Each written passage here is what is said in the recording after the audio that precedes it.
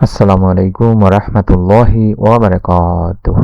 1 minute মাদ্রাসা YouTube চ্যানেলে সম্মানিত তিনি ভাই বোনেরা, আশা করি আল্লাহ তাআলার অশেষ রহমতে ভালো আছেন, সুস্থ আছেন। আলহামদুলিল্লাহ। আজ হচ্ছে 29শে কদর, অর্থাৎ 29 রাত, 29 রোজার। আপনারা এই কদরের শেষ রাতে অন্তত 3 বার একটি ছোট্ট দোয়া পড়বেনই পড়বেন, কারণ আর কদর আমরা পাবো না দিনী ভাই বোনেরা। এই শেষ কদরে আপনারা এই দোয়ার আমলটি করলে রব্বুল আলামিন চাহে তো আপনার সওয়াব লেখা হতে থাকবে কিয়ামত পর্যন্ত, আপনার মৃত্যুর আগ পর্যন্ত।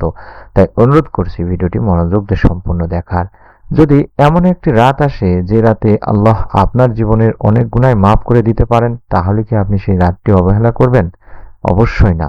কারণ রমজান মাসের শেষ দশকে এমন একটি রাত আছে যে রাতের ইবাদত হাজার মাসের ইবাদতের চেয়েও উত্তম বলা হয়েছে। আর এই রাতটি বা সেই মহিমান্বিত রাতটি হলো শবে কদরের রাত, যা আজকে সর্বশেষ শবে কদর দিনী ভাই বোনেরা। তাই আমরা আজকে এই আমলটি অবশ্যই করব। আল্লাহ তাআলা পবিত্র কোরআনেও বলেন যে লাইলাতুল কদর হচ্ছে হাজার মাসের চেয়ে উত্তম একটি রাত, অর্থাৎ এই এক রাতের ইবাদত প্রায় 83 বছর ইবাদতের সমান সওয়াব এনে দিতে পারে। ভাবুন একবার, আমাদের জীবনে যদি একটি রাতকে ইবাদতে কাটাতে পারি, তাহলে কত বড় সৌভাগ্যবান আমরা হতে পারি। তাই এই শবে কদরের রাতে অবশ্যই আমরা আমল করার চেষ্টা করব। শেষ শবে কদরের রাতে অবশ্যই আমলটি করবেন, এই নিয়ত করে। অবশ্যই আমলটি করার আগে নিয়ত করে করবেন। এই রাতে বা এই গুরুত্বপূর্ণ শবে কদরের রাতে কিছু ঘটনা ঘটেছে দিনী ভাই বোনেরা। যেমন এই রাতে অসংখ্য ফেরেশতা পৃথিবীতে নেমে আসে, আল্লাহর রহমত বর্ষিত হতে থাকে, বান্দাদের দোয়া কবুল হওয়ার বিশেষ সময় আসে, অনেক মানুষের গুনাহ আল্লাহ তাআলা ক্ষমা করে দিয়ে থাকেন। কারণ এই রাতেই বলা হয়ে থাকে রহমত ও ক্ষমার রাত দিনী ভাই বোনেরা।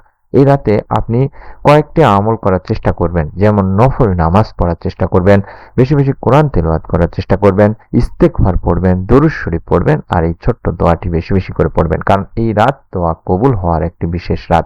রাসূল সাল্লাল্লাহু আলাইহি সাল্লাম আমাদেরকে এই দোয়াটি শিখিয়ে দিয়েছেন, গুরুত্বপূর্ণ দোয়াটি শিখিয়েছেন। এই দোয়াটি শবে কদরের রাতে বেশি বেশি পড়া উচিত সকলেরই। শেষ শবে কদরের রাতে অন্তত পড়বেন আল্লাহুম্মা ইন্নাকা আফুউন তুহিব্বুল আফওয়া ফা'ফু আন্নী। যারা এখন পর্যন্ত যতগুলো শবে কদর পেয়েছেন, হয়তো এই দোয়াটি না পড়ে থাকলে আজকে অবশ্যই পড়ার চেষ্টা করবেন। নিজে পড়বেন, আপনার নিকট আত্মীয়স্বজন, কাছের মানুষজন সকলকে বলবেন পড়ার জন্য। আল্লাহুম্মা ইন্নাকা আফুউন তুহিব্বুল আফওয়া ফা'ফু আন্নী, আল্লাহুম্মা ইন্নাকা আফুউন তুহিব্বুল আফওয়া ফা'ফু আন্নী। এখানে বলছি, হে আল্লাহ, আপনি তো ক্ষমাশীল, আপনি ক্ষমা করতে ভালোবাসেন, তাই আমাকেও ক্ষমা করে দিন। কিভাবে আমলটি করবেন? ঈশার নামাজ পড়বেন ও তারাবির নামাজ পড়বেন, তারপরে আপনারা দোয়াটি পড়বেন। রাতের নফল নামাজ বেশি বেশি করে পড়ার পরে দোয়াটি পড়বেন, তারপরে কমপক্ষে হলেও আপনারা 3 বার পড়বেন। যদি বেশি পারেন তাহলে বেশি পড়ার চেষ্টা করবেন, তা কমপক্ষে হলেও 3 বার পড়ার পরে আল্লাহ তাআলার কাছে আপনার নিজের যত মনের আশা আকাঙ্ক্ষাগুলো আছে, চাওয়া পাওয়াগুলো আছে, সেগুলো ব্যক্ত করবেন।